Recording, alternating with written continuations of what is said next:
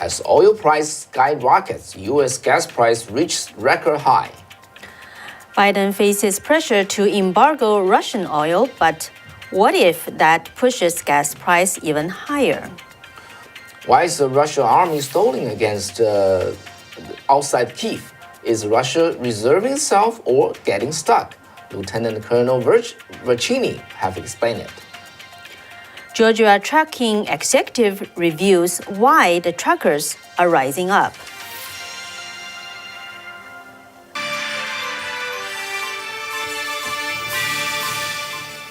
Hello everyone, welcome to Wei and Kathy Show. I'm your host Wei Fang. I'm Kathy Zhang. Wow, what a world. Big things change every day and it's just, you cannot even embrace it. Right. So today, of course, the gas price is on the top of the mind of the people, virtually everyone. And it seems that do we have a solution as we try to embargo Russian oil without pushing up the gas price? So today we will have in-depth discussion over there. And also at the end of the show, we will be moving to SafeChat and talking about the People's Convoy that has reached the the D.C. District of Columbia. All right, so before that, let's dive into today's news about gas price. First, oil prices soared early Monday before retreating. Benchmark U.S. crude oil surged to $130 a barrel overnight, and then moderated to around $119, a 3% gain. In afternoon trading, the international price skyrocketed to $139 before falling back to about $123 a barrel. Major U.S. stock indexes were down more than 2%. So as oil price rising, we all know and we all feel that the gas price follows. So the gas price has topped $4 per gallon nationwide, which is an all-time record, could be broken in this week. The national average price for gas has topped $4 a gallon for the first time in over a decade as gas costs continue to soar. The dramatic rise in cost has caused drivers panic. Gas Buddy, the popular fuel-saving app that gives users the cost of gas in their area, had their online services go down temporarily on Monday due to the record-breaking traffic as people look for the cheapest place to fill up their tank. And according to AAA, the average cost for a gallon of gas today is $4.06 as of this evening, up 6 cents from Sunday and up 45 cents from last week. The record high for the national average is $4.11, which was set on July 17, 2008, and now is the closest it has ever been to this all-time record. Well, according to the U.S. Energy Information Administration, the average cost is also the highest since May 2011, when it was $3.90. And the analysts predict that the record could be broken by the end of this week. And the costs are expected to continue to rise throughout the year.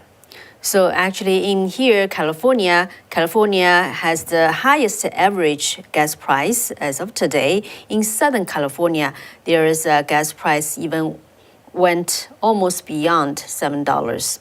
So California just continued to shatter its record of highest gas price and the most expensive gas price in the nation, averaging $5.34 per gallon, which is the only state with an average cost over $5. And you will feel good if you live in Oklahoma, because Oklahoma has the cheapest average cost of gas. As well as Missouri. Yeah, as well as Missouri, $3.60. And the energy prices are continuing to be the worst inflation that Americans have seen in 40 years, far outpacing higher wages. And the consumer prices jumped 7.5% in January compared with a year earlier. And analysts predict a 77.9% increase when the government reports February numbers later this year. So everybody feel it. We don't even have to report all this as news because you live the news. You just you see that every day. And so first, okay, before the war, of course, we all know the war contributed to this, right? But before the war, we already have this ever-growing gas price at our pumps. Yeah, for a year, right? Right. So now the Biden administration is facing a very difficult situation. That's what I'll be talking about next. And we are importing close to 60 million barrels a day from Russia. All right. And for that, we pay over $70 million. Okay, a day. I'm talking about a day, okay? And then for the Russia-Ukrainian war, the estimated cost that Russia has to spend on it is 200 million. So basically, U.S. is funding 1/3 of the daily war that is happening in Ukraine.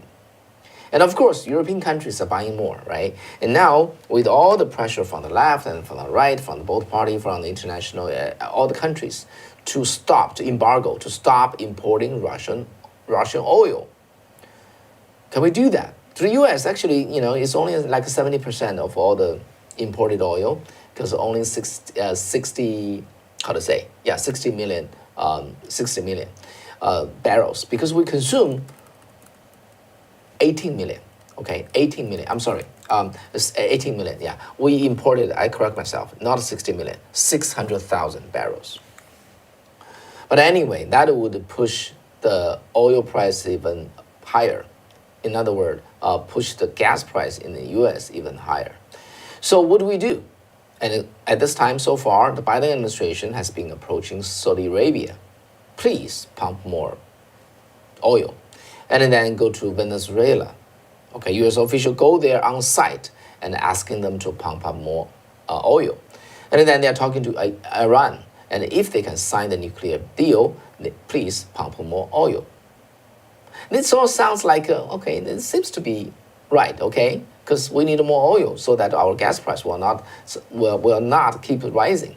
But I want to report to you that Mr. Kudlow, if you remember, the economic advisor of President Trump, and his word in CPAC, he said, okay, facing the situation, it's very easy to resolve this.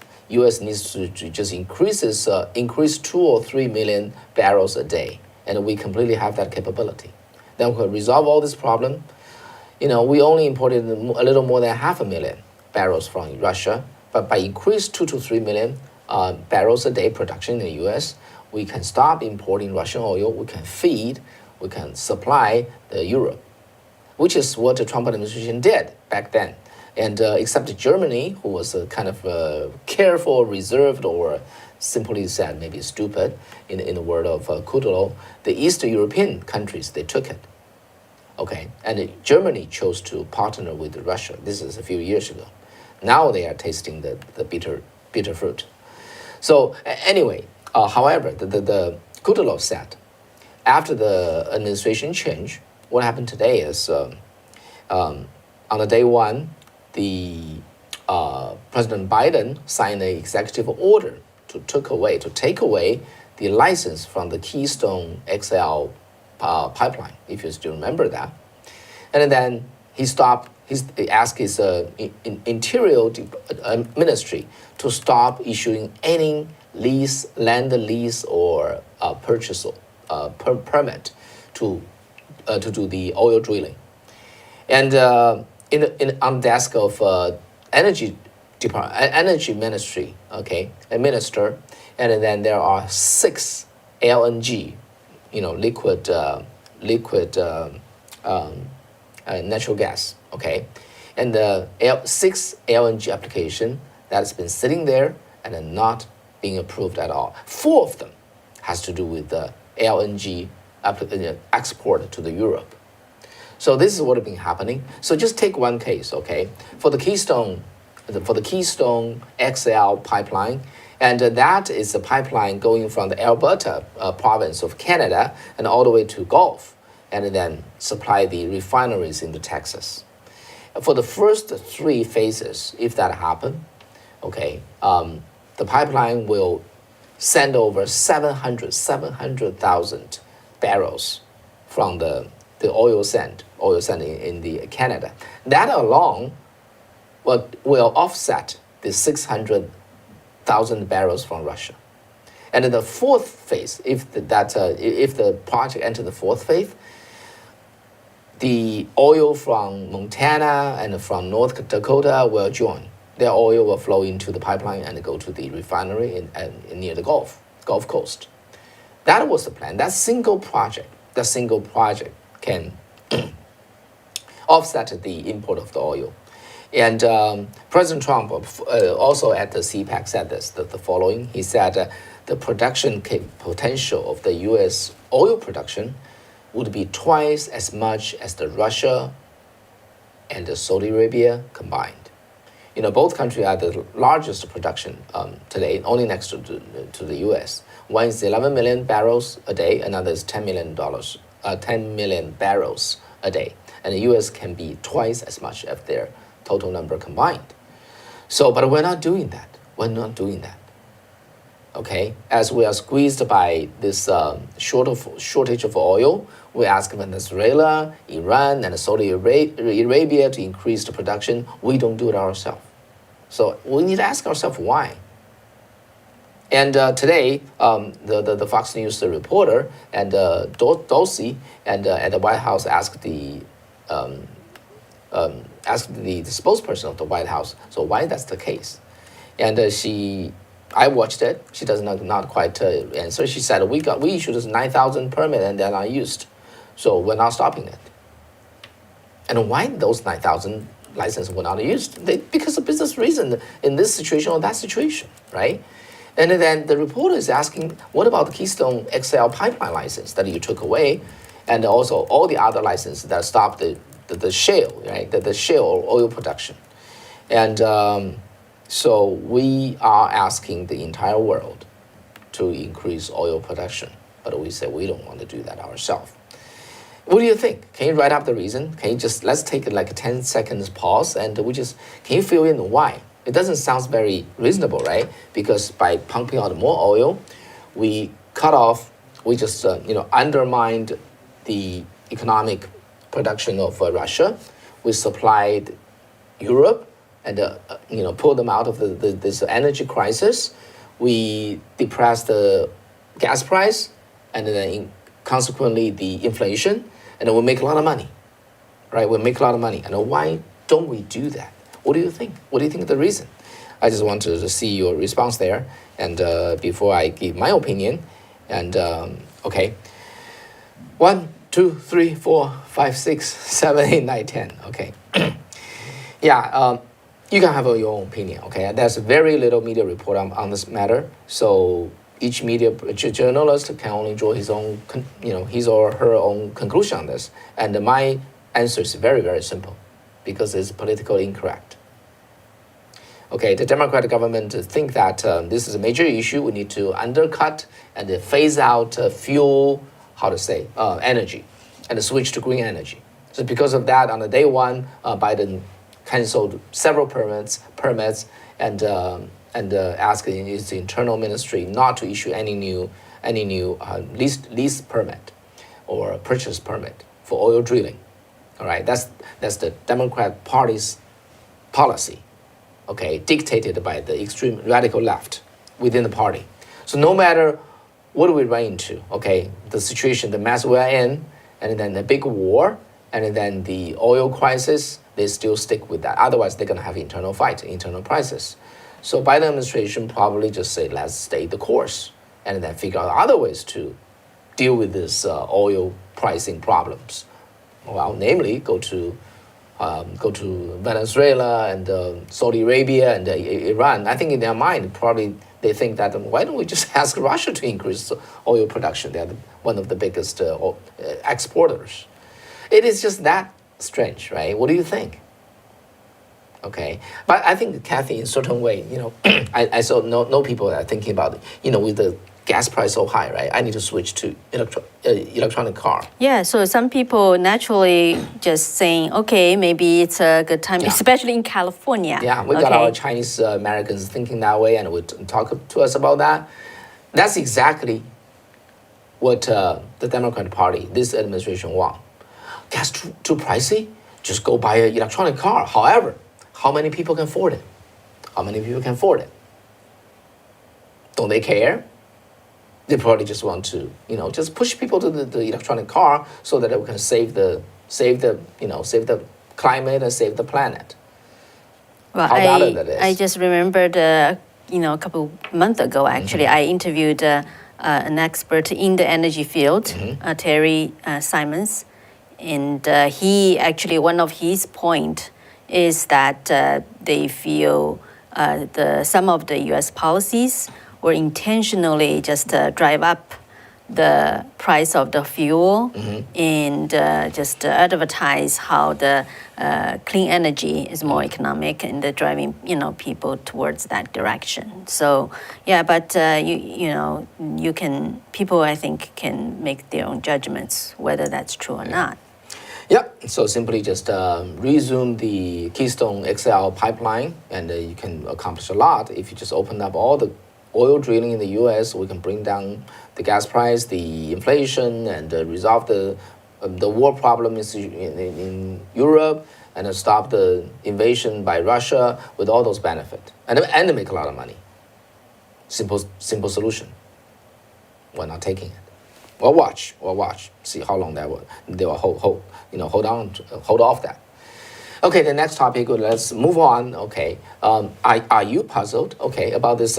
First the invasion of the Ukraine, and then the attack of the capital Kyiv. Right? Is the report said is the most recent report is stalled again. It's stalled again. Why?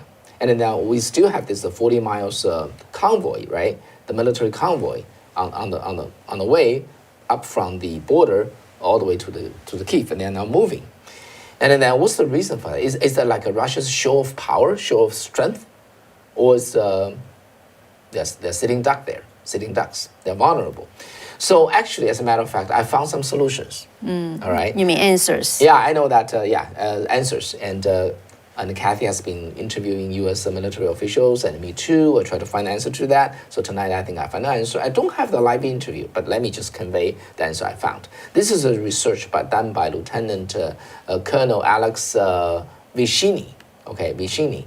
And he's been working as a modeling and a simulation officer in concept development and experimentation field for the NATO and the U.S. Army. So he has 20 years combat experience, and then he's now basically working for the NATO against Russia. So when and how did he do his research? Yeah, the research actually, the research paper was published in November 23rd of last year, so about 3 months ago. 3 months ago. Yeah, before this invasion. And then, so let me just tell you the story. Very interesting. Okay, so he's studying what? He's studying something called how to say a concept called fait accompli. Fait accompli probably is French. Okay, the meaning is attack by the Russian government aimed at seizing land, seizing territory, seizing terrain, and then quickly digging in. So basically, Putin, the Russia always have this ambition, right? Try to reclaim the Soviet Unions, including the Baltic countries and Poland and so on and so forth, right? So they've been brewing a strategy, which is they just have a sudden attack, and then move in, grab the large piece of land, then just quickly digging in. Okay, at that time, what does the NATO do? Either they try to attack and grab the land back. This is facing very, very big, costly casualty, right? Another way is just even risking the nuclear war. It's all out war.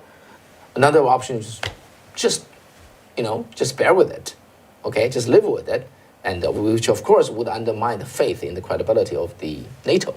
Right. Yeah. So that's the situation they are in.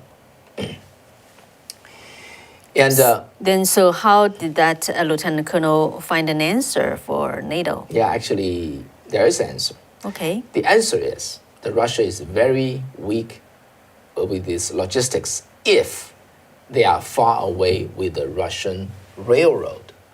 So they depend a lot on the railroad then? Yeah, Why is that? That's something special about the Russia. Let me explain this, okay? So, I'm sorry.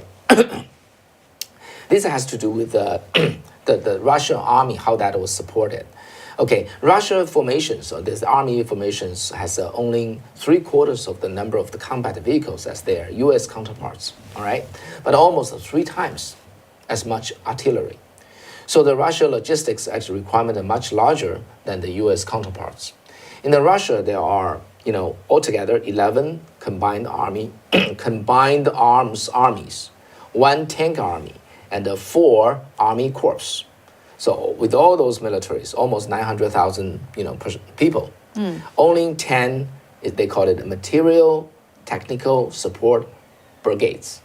Only 10 brigades supporting this 11, combined arms armies and 1 tank armies and 4 army corps.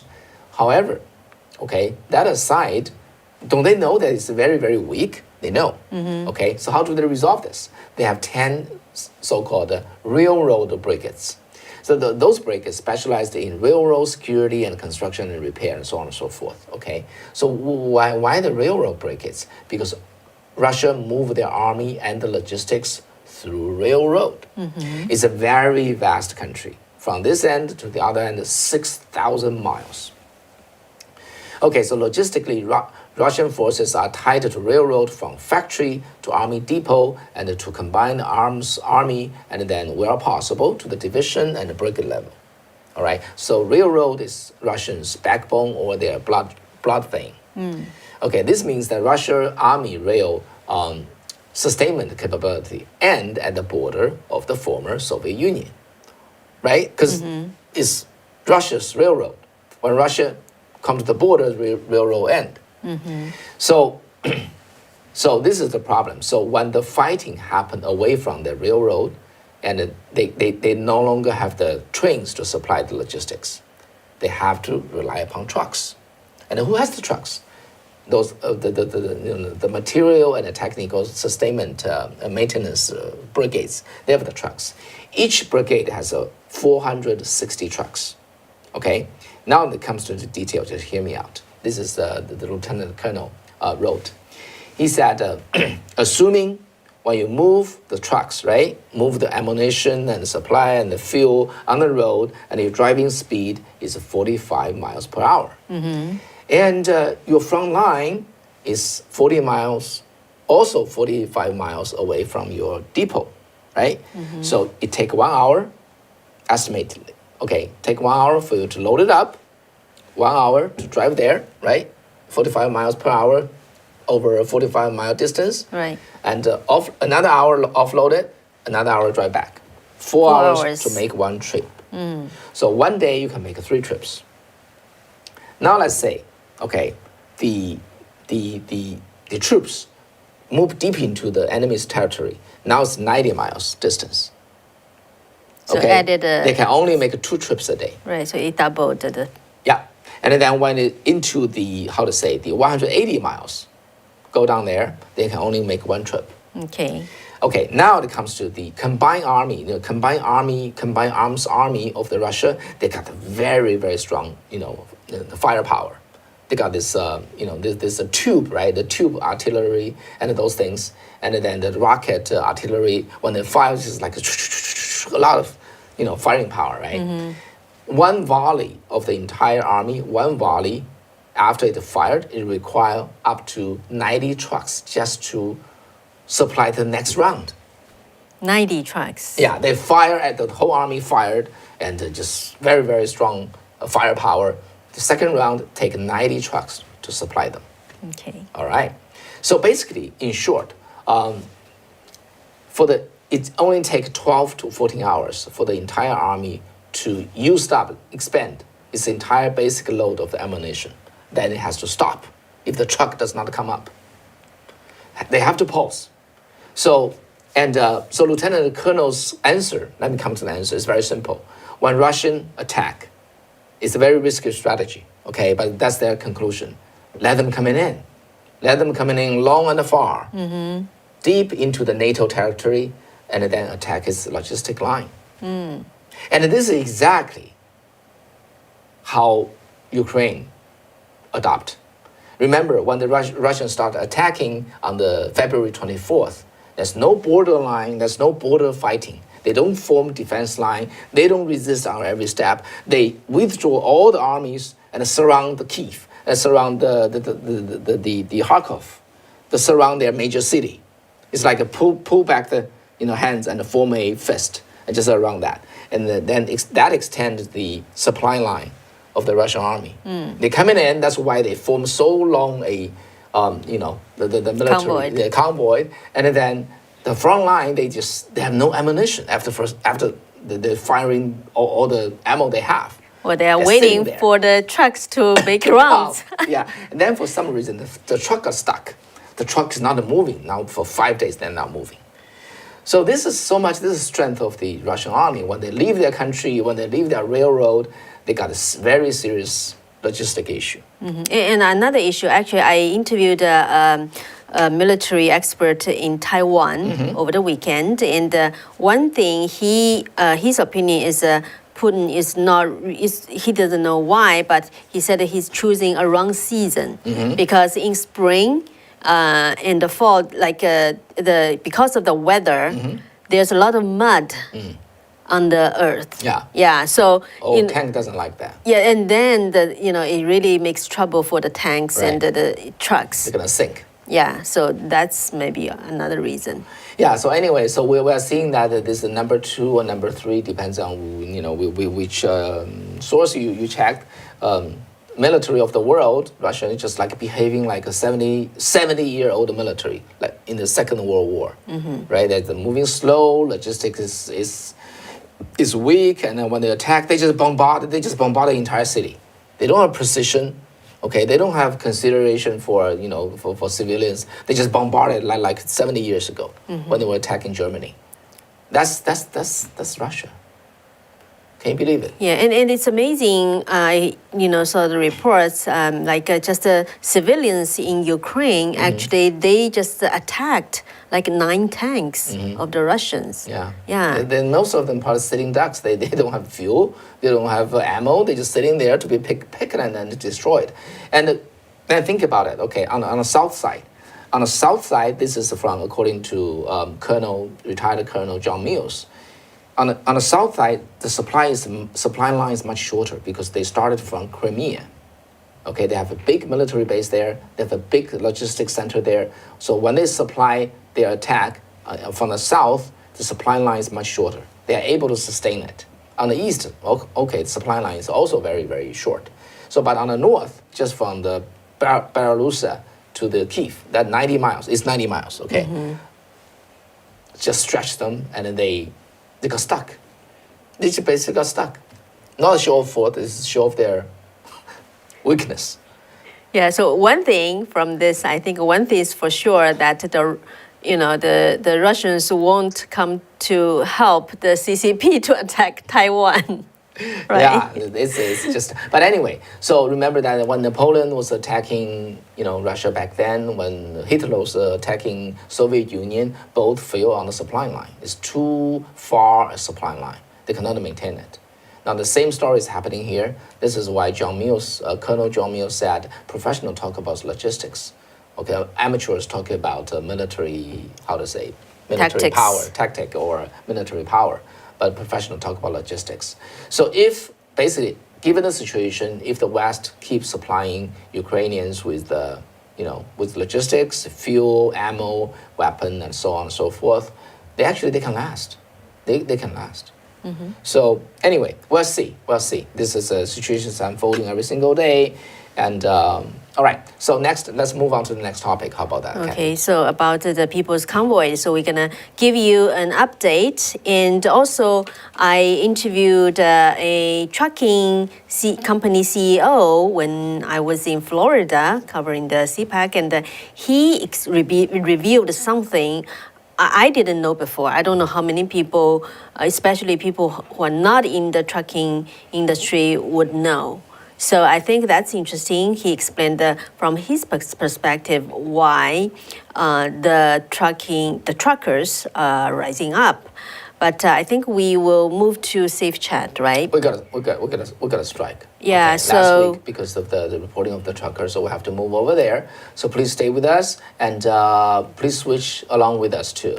So our staff at the back studio, please post the SafeChat link, and then Yeah, so yeah, just while you are, making the transition to SafeChat, in the just, I think, a very quick update of the People's Convoy. They arrived the DC Beltway, and this morning they are actually staging at Hagerstown, Maryland, which, and so.